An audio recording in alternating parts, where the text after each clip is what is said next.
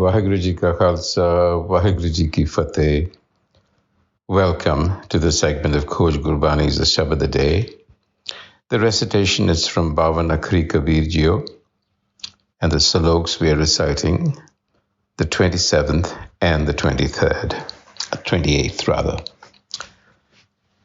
and the 27th slok from the letter Papa of the alphabet.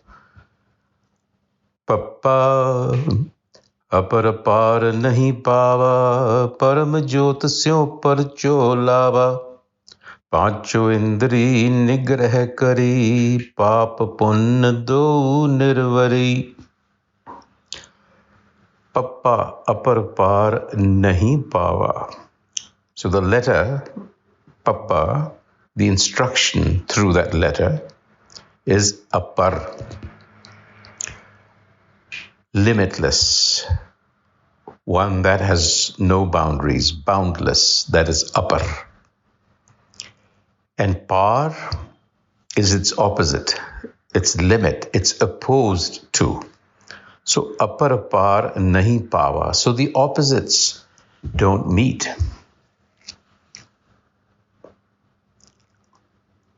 Param jyot syo parcho lava.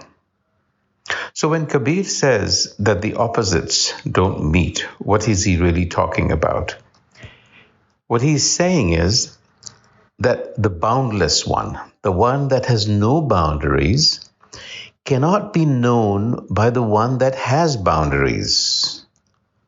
So here, the one that has limitations is the ego, because it has a construct around it, because it's bound by its own conditioning.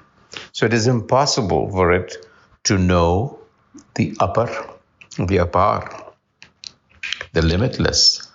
However, paramajot syo parcho lava, Kabir says, I introduced myself or experienced this boundlessness within myself through self-knowledge. Param jyot, meaning knowledge of the absolute. Param is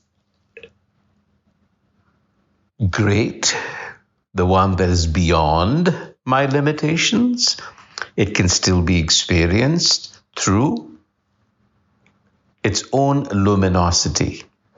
So Kabir says, I gained that knowledge of the self through Guru wisdom. Paramajot syo parcha lava. Now, in order to do that, paramajot syo parcho lava, what do you have to do? He tells us, pancho indri nigrah kari, pap punn do nirvari. Two conditions related. Pancho indri nigrah kari. Nigrah, to restraint, to arrest. It means non-touching, retention. Pancho indri, the five senses. I restrained my senses. Papapun do nirvari. Nirvari is to shed, to drop, to remove. I dropped my ideas of pap and pun, of virtue and vice, of good and bad, of wrong and right. So you see, what he's saying is that you have to restrain the senses. You have to shed all notions that you have in your mind. We live in a conceptual world that has been given to us, and we live in that, and that is our conditioning. That is our ego. That is what we have to break through in order to experience the boundless one. What that means is to have the experience of oneness. So, haume is the conditioning, is the limiting thing here, the par, the opposite. And therefore, it cannot grasp boundlessness. So boundlessness, oneness, is an intuitive, a mystical experience for which you have to shed the ego. What does shedding the ego really mean? Kabir describes it as a restraint of senses and discarding your inherited, conditioned, conceptual world. These two things he's talking about as meaning to shed the ego. So restraint of the senses means dropping your feverish attachment to things and ideas. In other words, not to seek one's own will.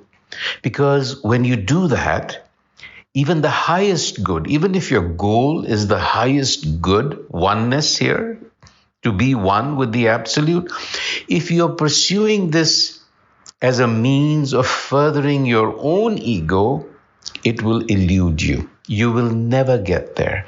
Why? Because the ego's response to life, is always transactional. It's commercial.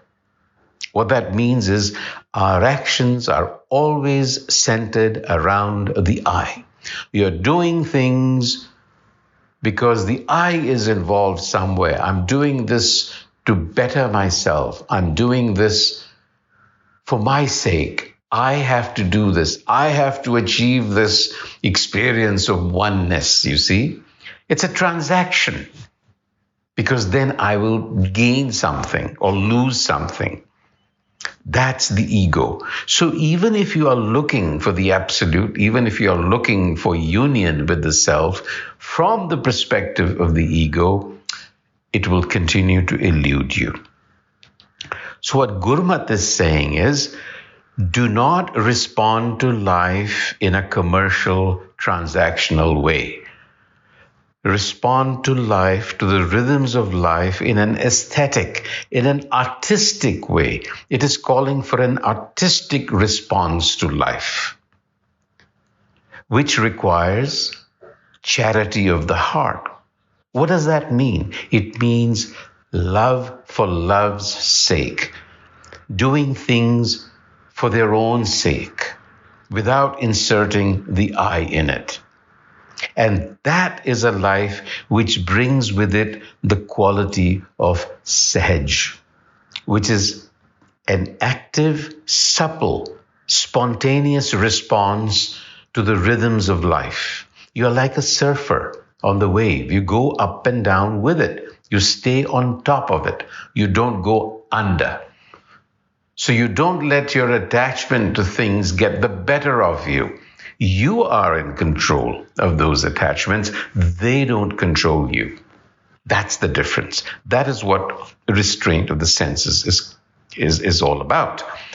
And then we are also given preconceived ideas. We are told this is good, this is bad. And so what that hardens in our mind.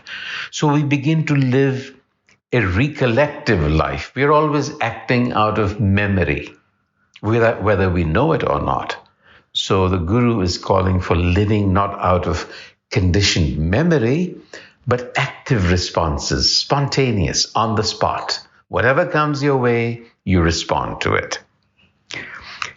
And now to the 28th salok.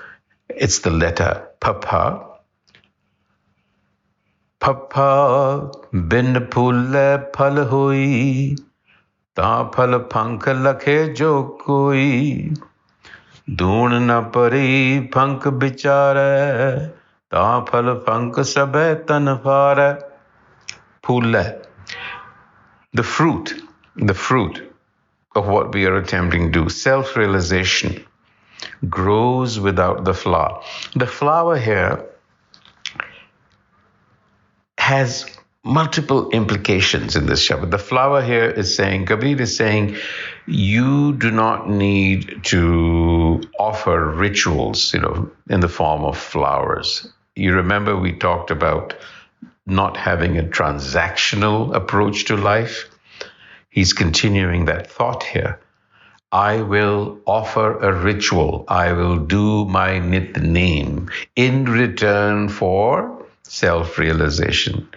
So Kabir says, Papa binapula phal hoi. That is not how the flowering or self-realization is going to happen. So no amount of nitnem for the sake of self-realization is going to bring you self-realization, because you're doing it for your own sake, for yourself. And that's where the problem is. It's a bit of an abstract problem, but you have to think about it.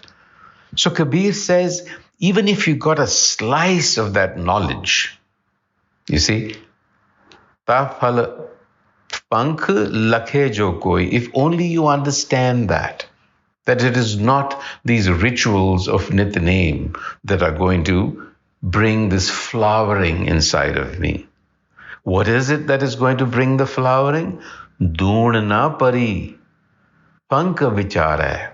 It is vichar. Gurmat is shabad vichar. Doon na pari. Drop this dualistic thinking that I do something, something happens. So there is an object out there, I'm the subject. This is dual thinking. I am transacting business with the world. That is what Kabir is asking us to drop again. Ta phal fank sabe tan fare. Tan, physical. We are caught in the physical, the world of phenomena. You have to drop that. So get a taste of that knowledge, a slice, and it will carry you through. On that note, Waheguru Ji Ka Khalsa, Waheguru Ji Ki Fateh.